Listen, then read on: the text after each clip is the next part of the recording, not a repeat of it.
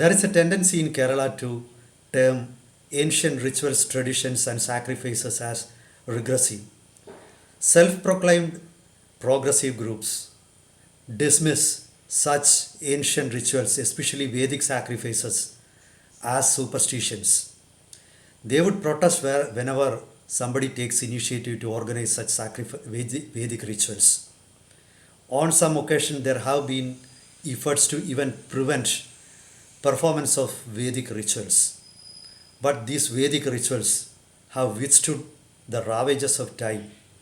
Many times they were performed with the financial assistance from organizations or individuals or universities from the West. When we speak about foreign assistance, one name cannot be forgotten.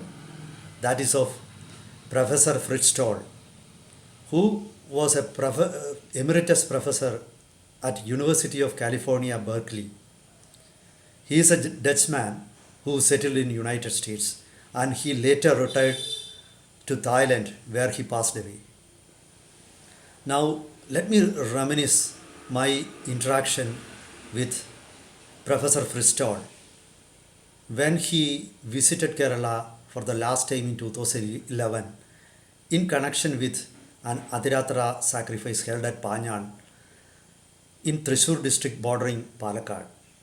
I went there to interview Professor Fris Stall as a journalist, but as his health condition was not good, I just saw him, and my questions were mainly answered mainly by his close aide, Professor Mahadevan, who is also an expert in ancient rituals, and he happens to be a native of Palakkad in Kerala also. So let us recollect those wonderful moments. Welcome to Interface. This is Hari Kumar. It was in 2011 April that the Panyal Athirathram happened. I went there on the expectations that I could ask to him about one particular phenomenon.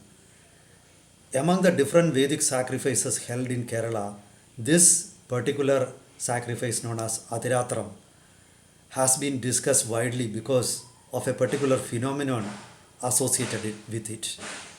When the Athiratram sacrifice ends, the temporary shed where the sacrifice is held is set on fire, and afterwards people would have rains, people would experience rains. So this particular phenomenon has evinced a very keen interest among the public about the sacrifice. So that has been discussed widely. There are people who support it, who agree that the rains are the direct impact on the environment from the sacrifice. And there are still people who disagree with it, despite seeing with their eyes that or experiencing it, and they say it is just coincidental. So that was one aspect which inspired me also when I went there. And being a journalist, I had other doubts also. So when I went there, Professor Mahadevan actually read my mind. He said many of the journalists who come to meet me, they have a doubt that US universities fund these ancient Indian rituals because they have got some ulterior motives. And many of the journalists want to find it out. He said actually there is no such ulterior motive. But there is a very keen interest in ancient rituals, and he said they would photograph and videograph the rituals right from the beginning to the end. This particular sacrifice, that is the Athiratram Yagna, it's a 12-day long sacrifice. I think initially the 7-8 days involve the preparations, and the real sacrifice starts from 9th day or something. Pardon me if I am wrong. I am not an expert in Vedic rituals. Now, Professor Mahadevan said the importance of this ritual is it is a window to the past. I mean, past means not the recent past. Past is not the distant past. it is the here the past means implies 4,000 years ago. So there is no way, no avenue where the humanity can understand what happened, how the society was, how people interacted, how we prayed 4,000 years ago. But here is something that gives us the exact replica of life 4,000 years ago. Now the significance of this sacrifice or any Vedic ritual is that it is held in the same way as it was held thousands of years ago. Nothing changes. The norm on this earth, the norm in this universe is everything changes. Every day things change. But there is something that remains the same. That is this Athirathram. So it gives us invaluable knowledge about the past.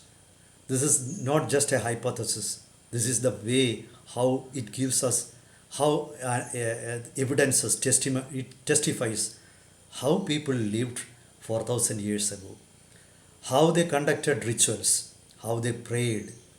Everything is conducted in the same way, nothing is changed.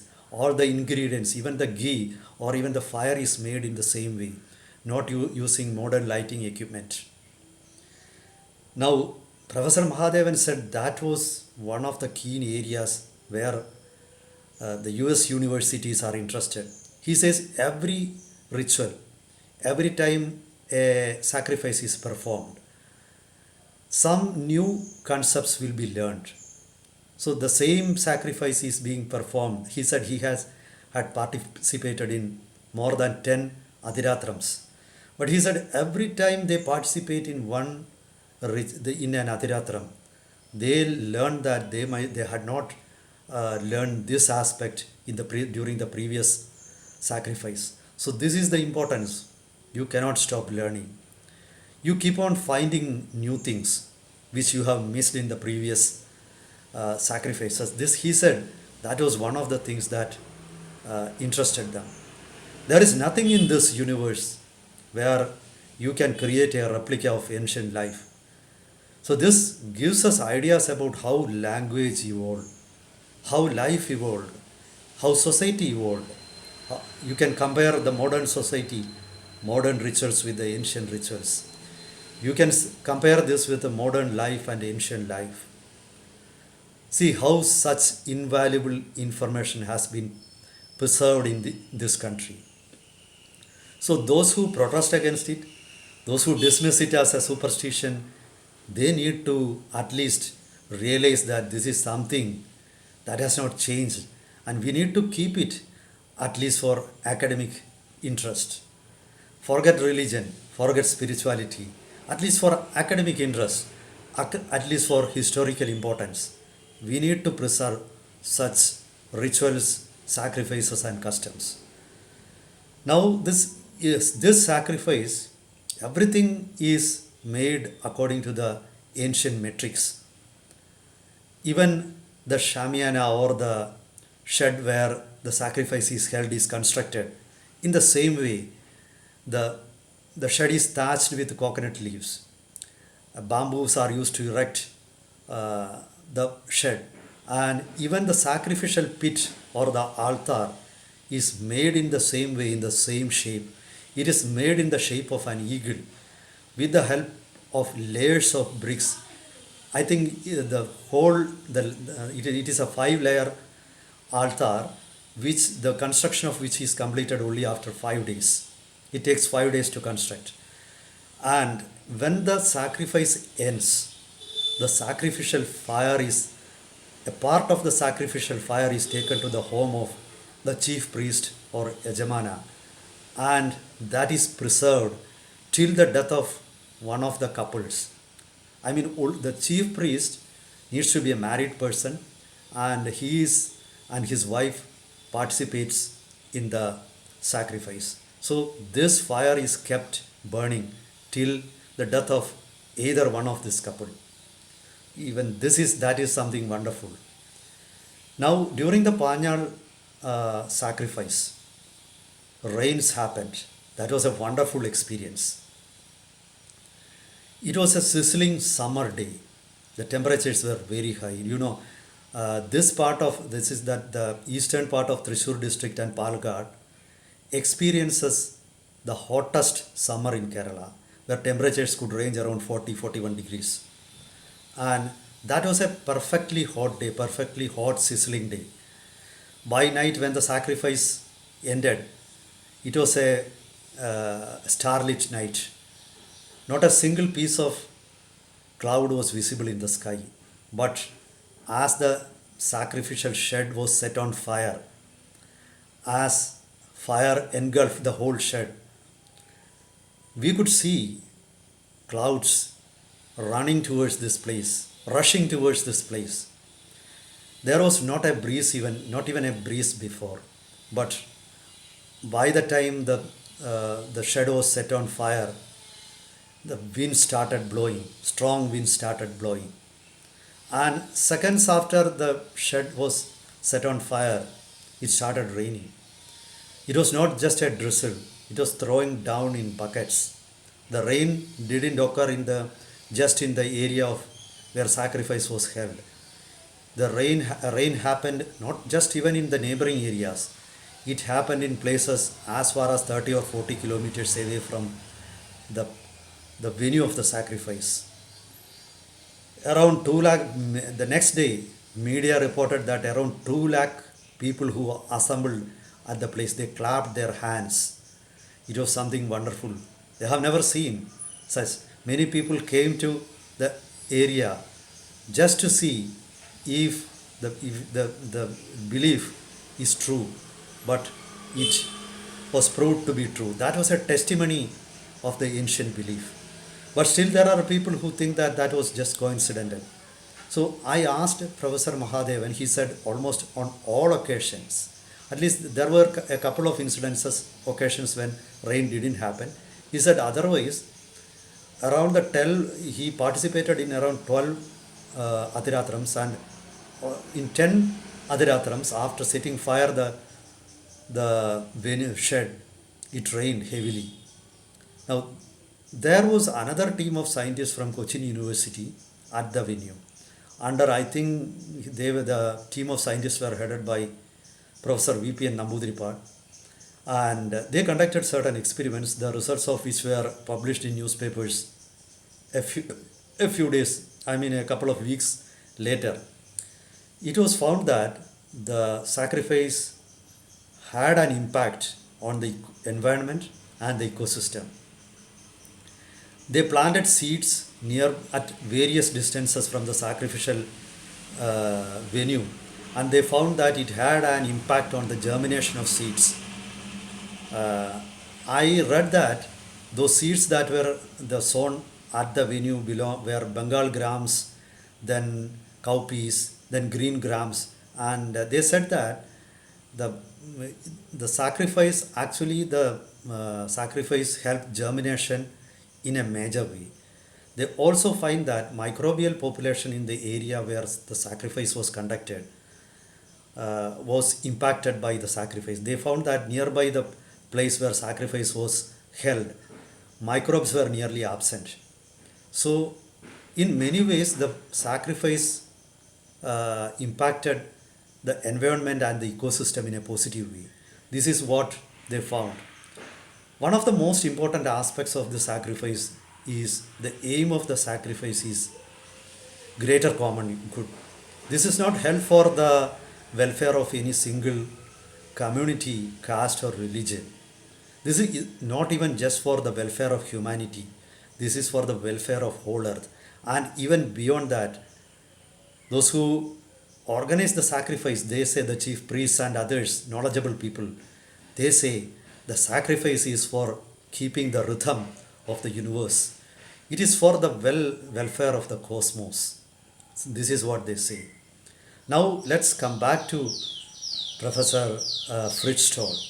Professor Fris Stall, he loved India. He loved India's legacy, India's culture so much that after his death, he was cremated in Thailand, and The ashes, part of his ashes were immersed in Bharatapuzha or Nila in Kerala, which flows through Palgad and Thrissur districts, Thrissur Ernakulam districts.